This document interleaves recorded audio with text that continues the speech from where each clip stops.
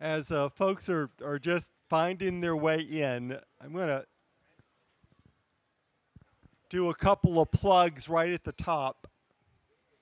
For some odd reason that we don't know, after submitting the title 3 times to the bookstore, they still don't have it in the bookstore. But if this is what I'm talking about today, which is The Legacy of My Life, it's a big book. It's both in paperback and in Kindle. And it's called Heart and Mind, The Four Gospel Journey for Radical Transformation. And believe me, I wake up weekly now hearing about some incredible congregation around the world who's being changed by this book. Last week it was a church in Cocoa Beach where the minister is doing 41 weeks of sermons off of this book while the entire congregation reads it with him. There are 4 spiritual direction programs in the world, which this book is their textbook. There is a 3,000-member Methodist church in Alamo Heights, San Antonio, that has decided to make this book their curriculum from preschool through adulthood, and they've hired me as a consultant over 5 years to develop their curriculum. So what I'm going to share with you today may sound startling. It's something that has not been spoken in our tradition since the 7th century, so it's going to be quite different from the metaphor of the gospel of Jesus that we've heard for the last 500 years. But I want you to know that this is grounded in a way that I can't fully present to you in 50 minutes, but I will be quite honored and humbled if you might, after our talk today, go get this book and try it and see if it speaks to your heart. So let's take just a moment of silence.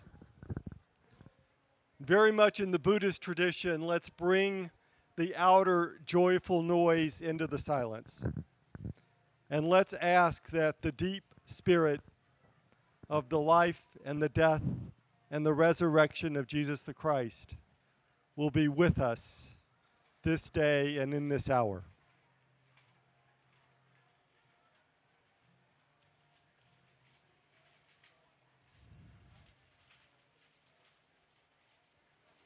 And as a people, we might say, thank you. So just a little bit of my personal history, which is not so interesting. I did grow up in Birmingham, Alabama. I am first-generation Lebanese. My grandparents came to this country in about 1910, bringing my parents as infants. And yes, I came along very late in their life.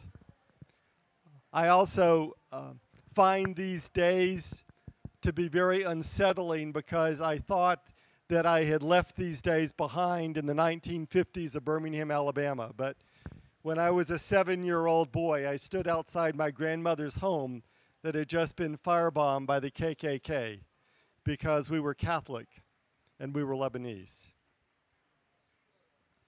That moment really infuses my whole work.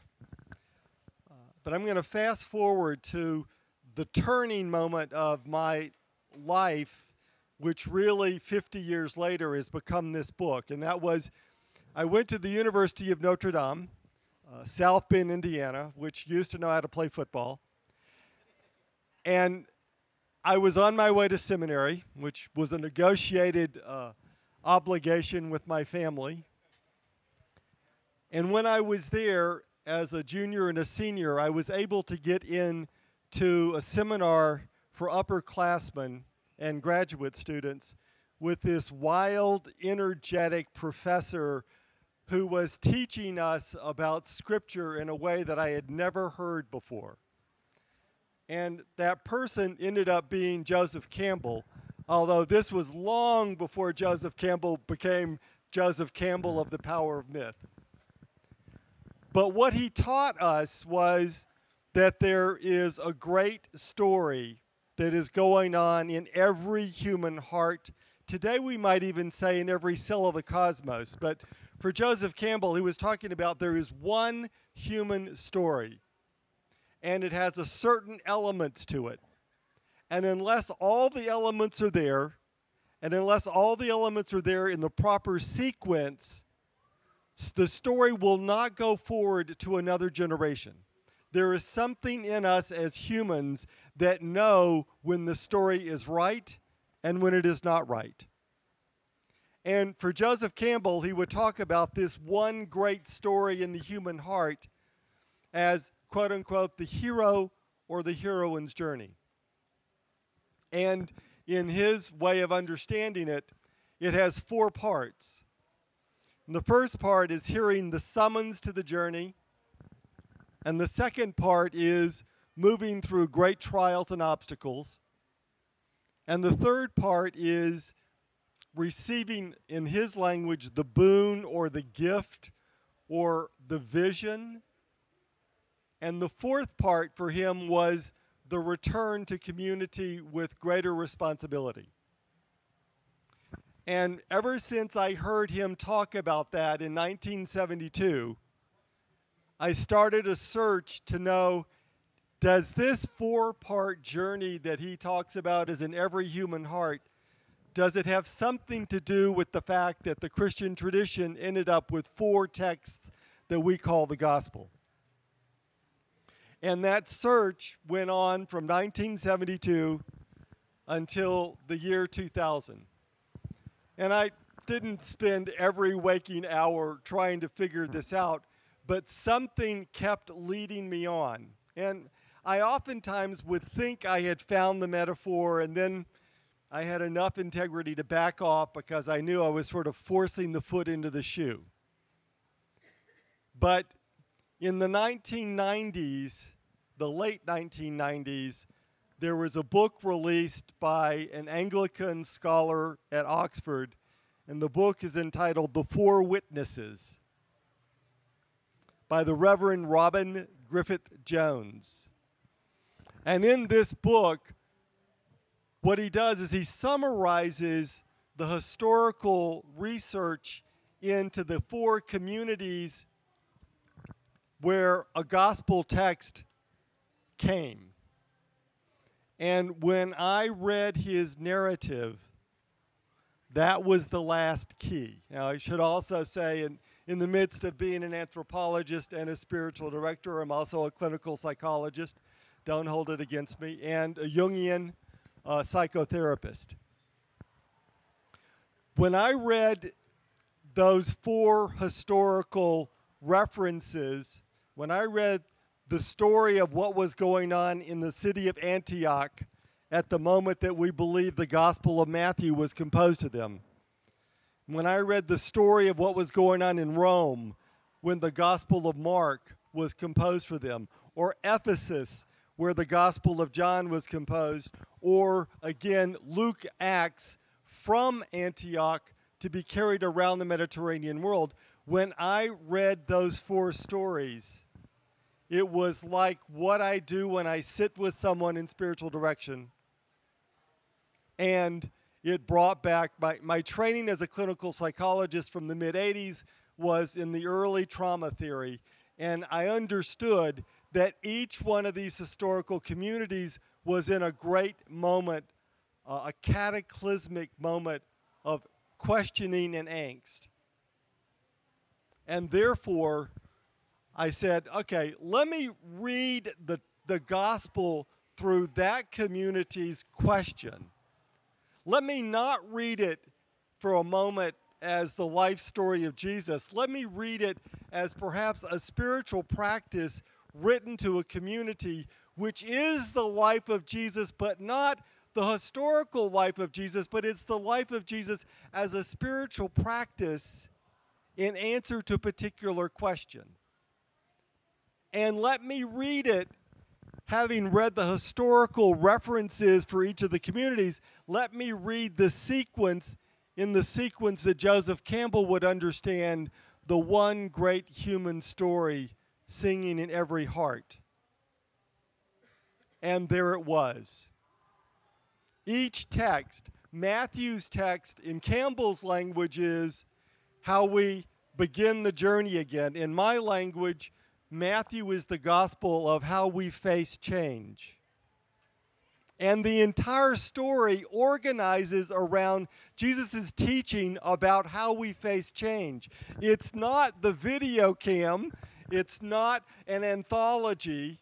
What organizes the gospel text is the question, how we face change. How in a moment where everything in our world has turned to ash, how does Jesus help us move into that moment and move through it?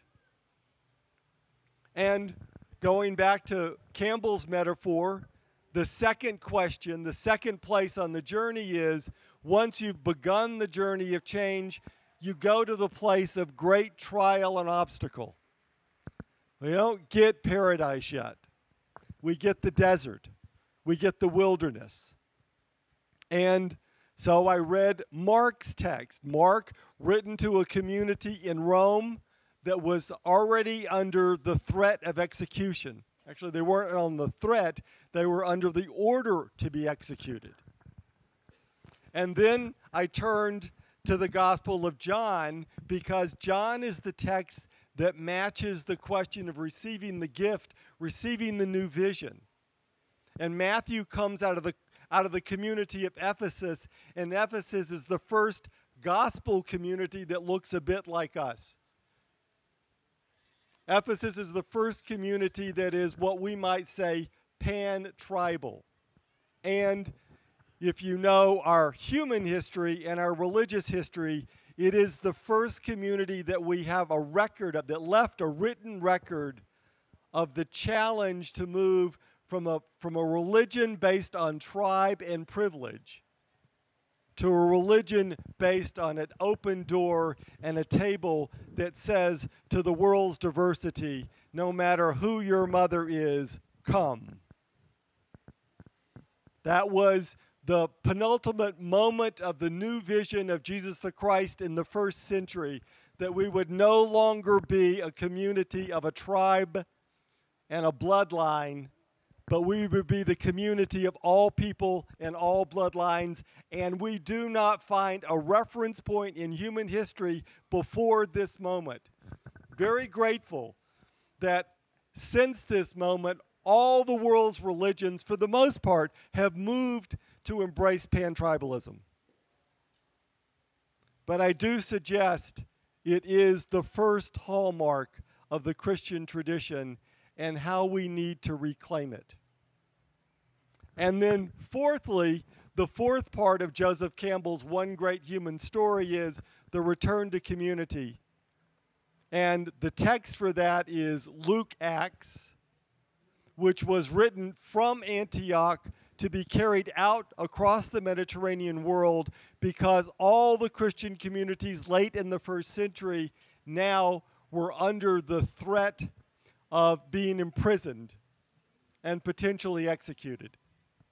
And the question was, we, a people of a new vision about how to live, a new joy, a greater human song, but what are we receiving? We're not receiving applause. We're not receiving the good schools or the good neighborhoods. We're being shut out and shamed and shunned. And how will we respond? So, just for a moment, I want to back up. How did early Christianity know to choose 4 texts and the sequence to put them in? And this is so important to us today, because I know they seem to be the texts of patriarchy. I know we've been told that 11 white men traded them like baseball cards. None of that is true. There is an absolutely, of all the gospel texts written, these are the only 4 that match the one great human story. Could they have been written better? Perhaps. But it's not in Thomas. It's not in Mary. It's not in Mary Magdalene. It's not in the Gospel of Philip. Do those possibly have true stories of Jesus? Absolutely. But here's the thing that we've been led astray for 500 years. The texts were not chosen to be the video cam of Jesus. They were chosen to be the spiritual practice of transformation. And early Christianity understood from our Jewish mothers and fathers The Jewish metaphor of transformation has 4 places in the journey.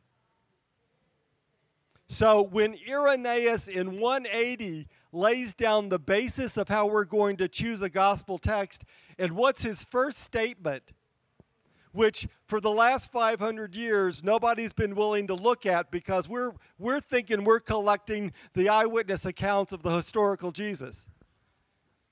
Irenaeus says the revelation is one, meaning Jesus the Christ, and it must have 4 accounts.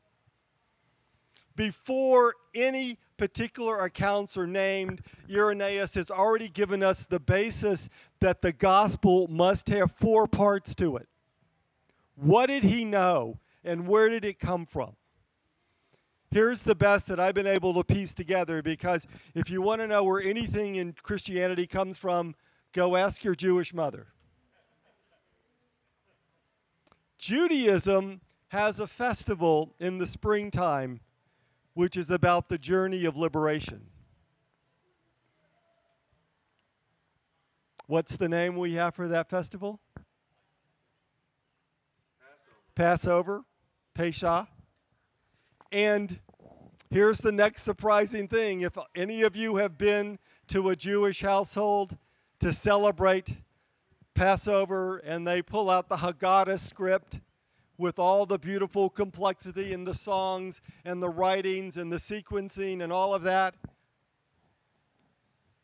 at least 200 years after Jesus, nobody in the time of Jesus would have recognized Passover the way it's celebrated today. Here's how Passover was during the time of Jesus, which again we did not know until new research in the 1990s. Passover had become Hellenistic. For those scholars, we know that all of the Jewish world had become Greekized, Hellenized, and Passover was done in a Socratic method. There was a very simple meal. There were not bitter herbs. There were not all the other things that we lay out on the table in the Haggadah script today. There was a lamb and a community at table and the head of the household. And early in the evening, the head of the household would say something like this: "We know that our ancestors were slaves in Egypt. And we know that Moses came by the grace of Yahweh and offered us liberation. Where tonight are you a slave in your heart? Where tonight are you locked in despair? Where tonight are you feeling an addiction? Where tonight is your life so consumed by anxiety that you don't have the freedom of breath?" Talk, talk, talk around the table. Later in the evening would come the second question. We know that those of our ancestors that chose to go with Moses went out into a wilderness, went out into an arid desert like unto death. Where tonight are you in a death experience in your life? Where tonight do you feel that your life is ending, not beginning? Later in the evening would come the third question. We know that our ancestors, now led by Aharon, went across the Jordan into the Promised Land. They, for the first time, had a sense that the promise was real, and they had a vision about how their new life could be. Where tonight do you hear God's new promise in your life? Where tonight do you hear God's new promise?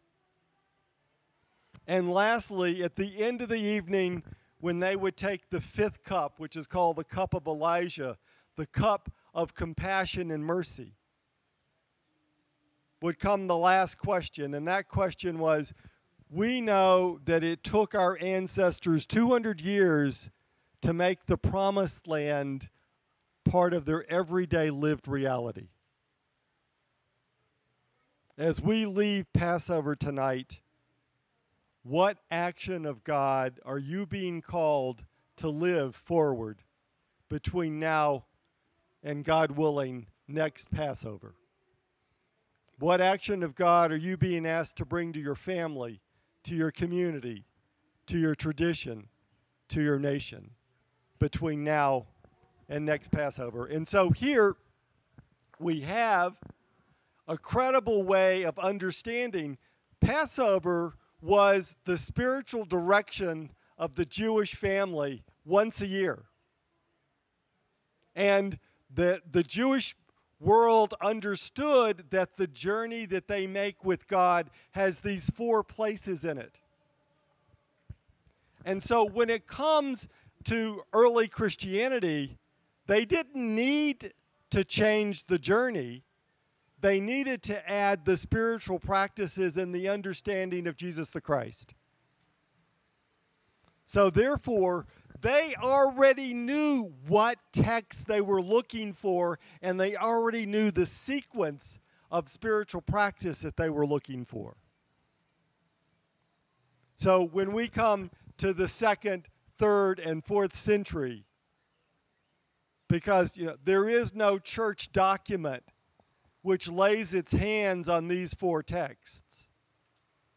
It grew from the spiritual practice of the human community, which knows that the story must be told in this sequence. It must have all these parts to it. And if it doesn't, something inside of us says, not full enough, not the right sequence enough. So therefore, they fully knew, led by the Spirit, that there is only one gospel, and it has 4 chapters, and they are developmental and progressive. That the chapter we call Matthew gives us the spiritual practice about how we wake up, and how by the power of the resurrection, we can face change. That's one of the other changes about this metaphor, returning to the work of our early ancestors. These texts aren't about resurrection at the end of the text. These texts are about, if you want to practice resurrection in the middle of change, here's how you do it. If you want to practice resurrection when you're up to your rump in gator, the second path, here's how you do it. If you want to practice resurrection when your heart is blissed out with a new vision, here's how you do it. And if you want to practice resurrection when you're in the long, exhausting days of trying to help the world wake up to a new way to live, here's how you do it. So the great song of our early church has been lost. We've got these 4 texts that we've been treating as a collection of stories of Jesus, and we lost the thread of the context. That every story in Matthew goes back to, how do I wake up and face change? Every story in Mark goes to, how do I move through great trial and obstacle? Every story in John is about the new vision of God, which is ever going ahead of us. And every story in Luke Acts answers the question, how do I serve in difficult times, interiorly difficult times, and culturally difficult times? Our early communities that burst across the Mediterranean world were not simply following the story of Jesus, they were doing something far more effective. They were following the way of Jesus, and the way to them was just as clearly defined as if you sat in a 12-step recovery group today. They knew the story starts with Matthew, it moves through Mark, it comes to some high point in John, and it finds its fulfillment in Luke. They knew that, you can start the story in Luke, but you're going to be better grounded if you start the story in Matthew.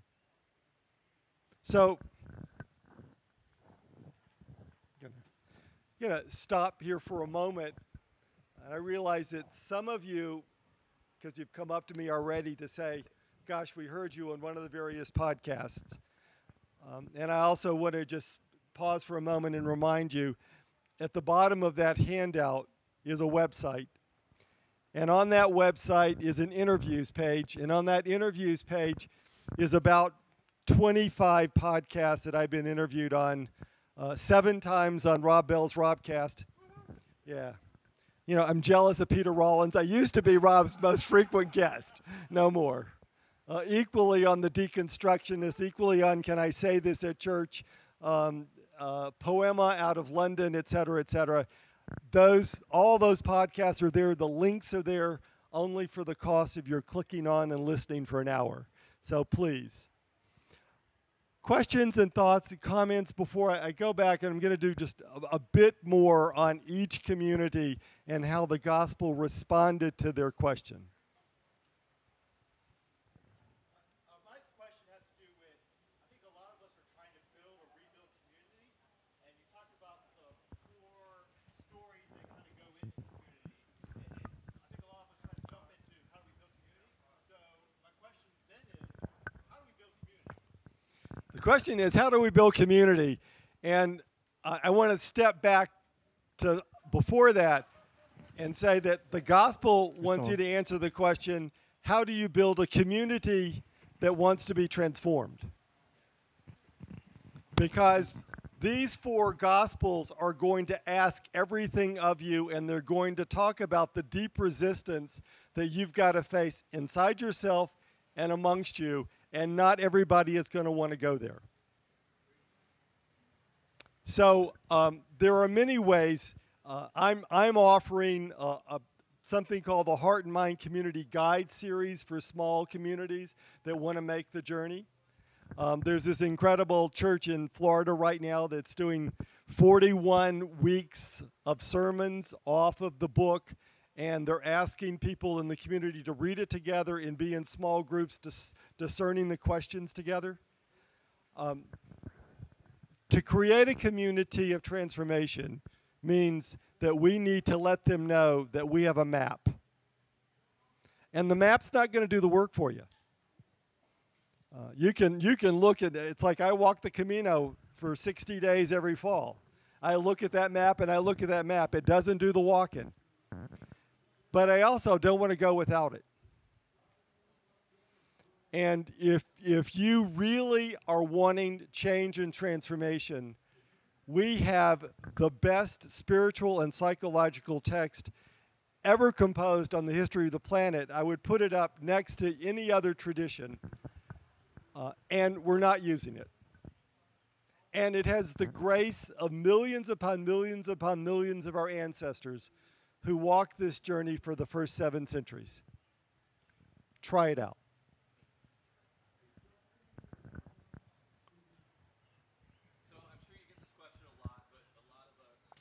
A lot of us who grew up with the Bible grew up with Matthew, Mark, Luke, John.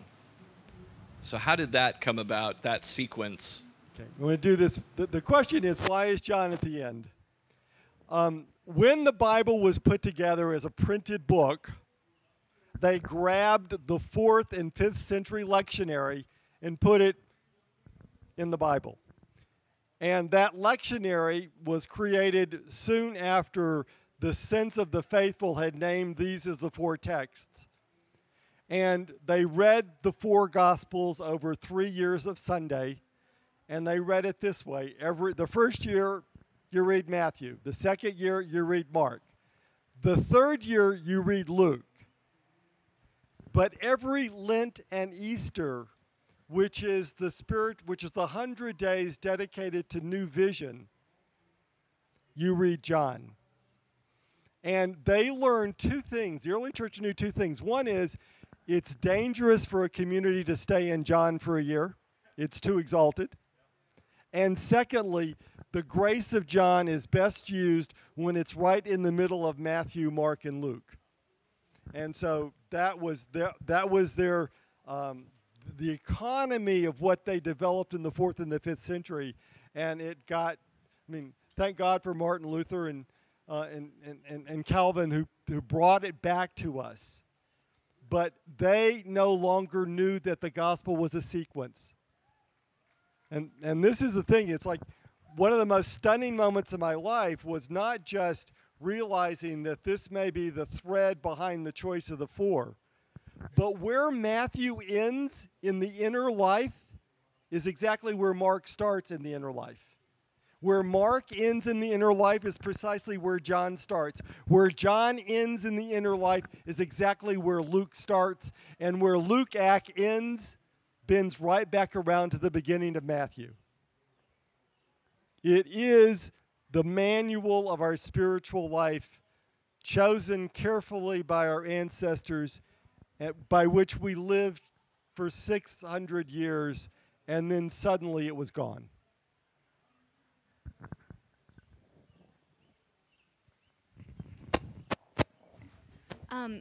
When we say we let people know we have a map as we're building community, how do we say it in such a way that it doesn't sound like we have the answers and we have a structure to a community of folks who've been broken by people who have answers and have all the structure? Great question.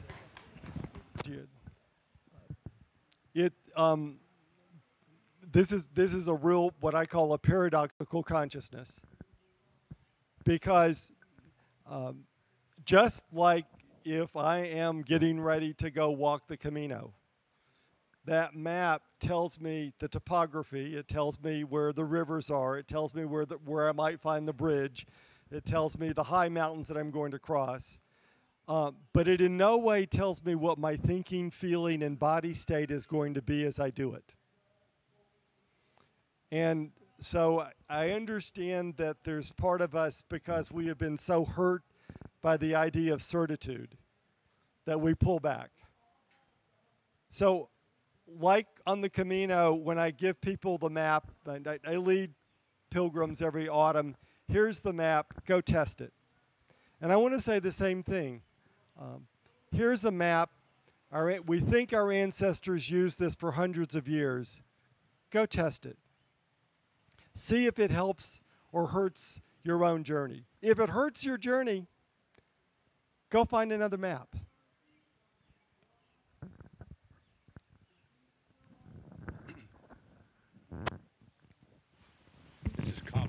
This is comedy relief, okay. I was just a little fun here. I was always told or taught that Irenaeus said, well, there's 4 points to the compass. There should be 4 Gospels. That's not true, right? No, he did say that. He did say that. Yes, he gives the whole beginning of his treatise called Against Heresy. The first couple of pages is all about this metaphor of fourness. Right.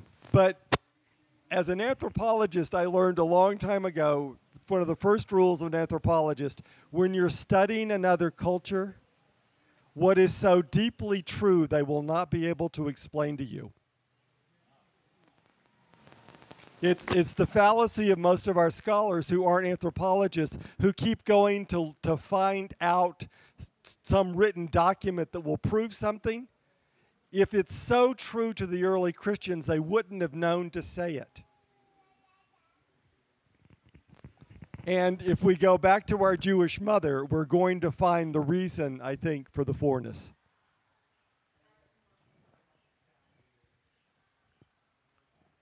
All right, let's, I don't know how far we'll get, but I want to give you a touchstone with each text and how it takes the people's experience forward and gives them a way to keep moving. Text of Matthew, coming out of the community of Antioch, early 70s. What's just happened in Jerusalem? The temple was annihilated and the Jewish priesthood ended by massacre. So remember that we don't have a Christian priesthood until the Jewish priesthood is gone. The whole of Judaism, including we, Christian Jews, are in despair. We believe that we're in the days of the apocalypse and that perhaps there is nothing to live forward for. The text of Matthew comes to the early Christians in Antioch, which is the place of the largest number of Jews outside of Israel. And it says to them, do you not know your history? That times that you think are the darkest times are not the end times. The darkest times are the beginning times. Why for our entire Jewish history do we celebrate sundown as the end of the old day and the coming of night as the beginning of the new day? Why do the first lines of Genesis talk about the Spirit of God hovering over the abyss? Because whenever you are in, quote unquote, the dark abyss, we understand spiritually that's the beginning moment. And so everything in Matthew's text, starting with the genealogy, going through the way that Matthew gives us the story of Joseph and Jesus' birth, is all about the dark moment that is not the end moment, but the beginning moment. And let's remember that Matthew's Joseph, who is exactly the figure that we all need in our communities right now, because Joseph is hearing a deeper voice of God. The angel has come and said to Joseph, "You take Mary and the child, it is of God." And everyone today who is afraid of change, and I understand as I grow older, I fear change as well. And yet I know that I'm obligated to stand in Joseph's place and to hear the voice of the angel saying to me, there is something of God in this moment that I am called to be a husband to. Even, and this is what Joseph had on the line, Joseph, who is of the tribe of Abraham and Joseph, is going to be shunned and shamed because he takes Mary as his wife. Because I'm Semitic, Lebanese son. My father, I'm sure, leaned over in my mother in the night, speaking to me in the womb and saying, remember, your first obligation is to obey me. It is. The first obligation of a Semitic son is to obey his father, to keep the honor of the family. And if you don't keep the honor, you are going to be shunned, shamed, and exiled, which is exactly where is Joseph bringing up his child? Nazareth, not Bethlehem. Why? Because he followed a new voice of God which broke the old tribal rule of tradition. And what is so, and we can't move too willy-nilly. It has to be carefully discerned. Not every change is of God, but I can guarantee you, to your families, to your communities, if you start moving with the Spirit of God, you are going to be asked in this moment to break a precept, a rule of your tradition that everyone says you can't go there. It's how every great inner journey begins. Something has to be stolen from yesterday, and we have to pay a great price for that. And everything in Matthew's text. Why is Matthew's text the only one that brings forward to us Jesus saying, you know what the law and the prophets have said to you, and now I say. Because when you're in the moment of change, yesterday's certitude is gone. Tomorrow is going to have a new revelation. But in this moment, you are in an inner and an outer exile. You have got to walk as if, because you cannot get to the new understanding if you hold on to yesterday's. Doesn't happen. There has to be what we call spiritual direction, the emptying. And it's one of the great sophisticated spiritual practices to know how to empty without making yesterday wrong. Yesterday was not wrong. It was right for yesterday, but it's not today, and God is doing something new that I don't yet fully understand. And so I've got to go on a journey of faith that God knows where we don't. And so much of our tradition today is stuck calling upon tradition in the face of God's doing something new. And we're not willing to do the spiritual practices to discern the new, but rather we slam in yesterday's certitude. And that is not working with God, that is working against God. And every line of Matthew's text goes to that same place. Because Matthew's text is going to end, its signature moment is right at the beginning of the Passion. It's Jesus in Gethsemane with Judas. And Jesus says to the disciples, "Look, the betrayer is at hand." And Jesus comes forward one sentence before, naming Judas as the betrayer. And Jesus comes forward and kisses Judas and says, "Do what you have come to do." Individually, as people, as a culture, as a tradition, today we have to kiss the betrayal and realize that it's come to clear us out. We don't know. We don't understand.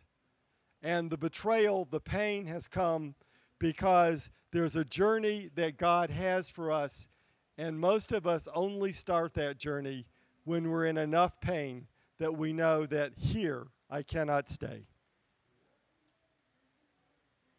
Also, the end of Matthew's text is not the Great Commissioning. I'm sorry to tell you, it's only the end of the first chapter. The end of Matthew's text, the disciples have gone up the mountain to see the resurrected one, and Jesus is waiting for them, and they're filled with pain, they're filled with anxiety, and Jesus says to them, the risen one says, "I want you to go out everywhere," which literally means, I want you to go get lost. Here is the people who've just lost the temple, they've just lost the priesthood, they're full on in uncertitude. And Jesus says, now go everywhere and teach the rule of love. Well, thank you, God. I wanted the GPS. I wanted you to say, Peter, you're going to Rome, and Thomas, you're going to India, and here's what's going to happen when you get there. And Jesus doesn't give them any of that. Jesus gives them at the end of the first chapter of the gospel, only the first chapter of the gospel, what you need for the journey, which is, I'm with you, and together we'll figure it out. This is not the Great Commissioning. It's the end of the first chapter, which is, I want you to go walk where you don't know where you're going. You don't know who you're going to meet. You don't know what your resources are. I want you to go knowing that I'm there with you, and where you are now is not where you can stay.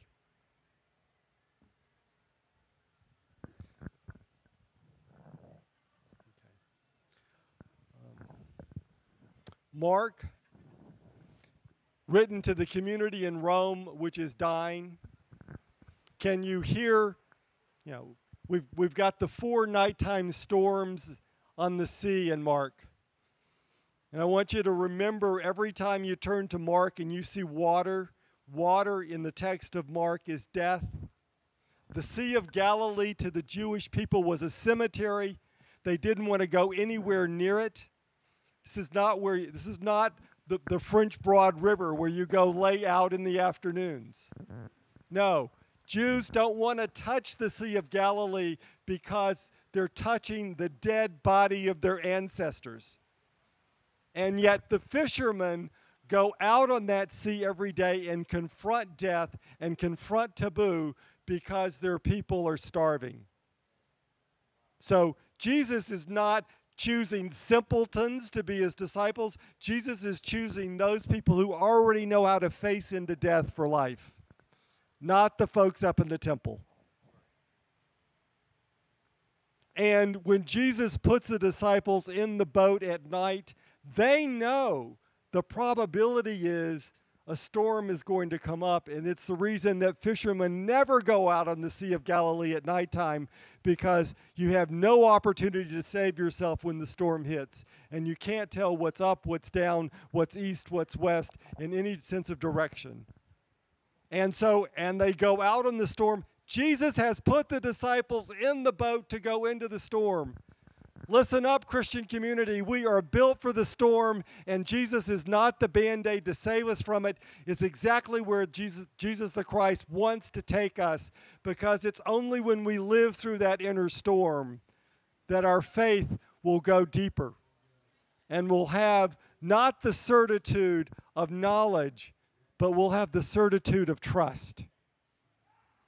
And yet, what happens with the disciples is Peter screams out, Jesus is in the back of the boat asleep with his head on a cushion. Isn't this nice? We're going down. Where is our God? Have we heard any of that today? And so Jesus wakes up and stills the outer storm, but really what's happening here is Jesus stills the inner storm and says, where is your faith? I'm here. Where is your faith? Do you not know that you are built for the storm, not to evade it? So I want to come back to where we started. There are spiritual direction communities around the world now using this book as their text. And there are churches who have decided that the best way that they can enter the process of change is by doing the four gospel journey of our ancestors.